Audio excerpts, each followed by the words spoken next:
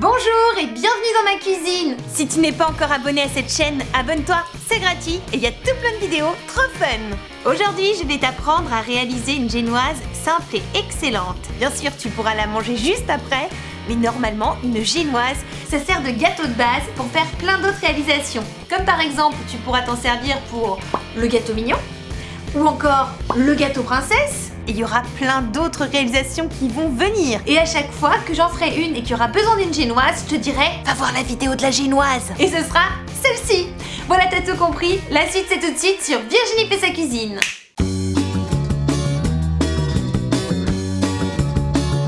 Pour commencer notre délicieuse génoise, il nous faut 4 œufs, un demi-sachet de levure, 125 g de sucre, une pincée de sel. Et pour finir, j'aurai besoin de 125 g de farine. C'est parti!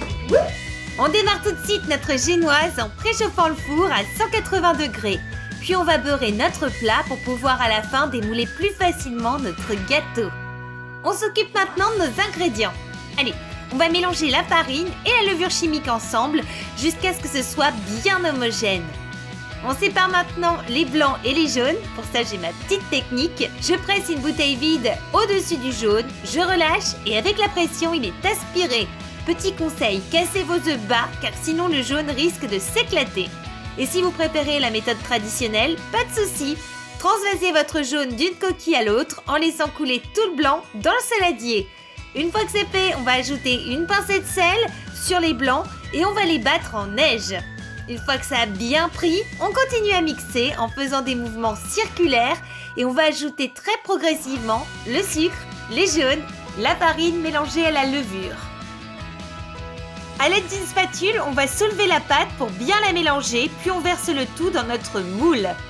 Et hop, direction le four pour environ 20 minutes de cuisson à 180 degrés. Surveillez bien votre gâteau.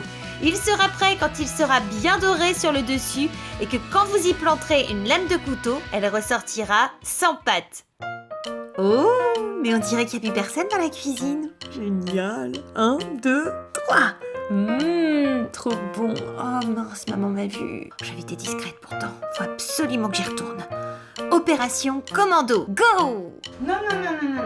Oh mince. Ah, mais je n'ai pas dit mon dernier mot.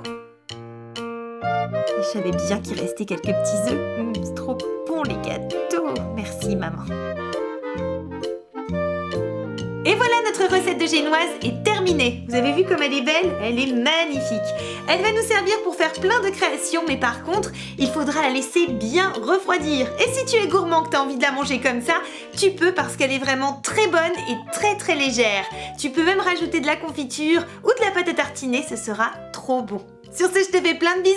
Je te dis à très vite pour de nouvelles aventures d'humour culinaire. Ciao!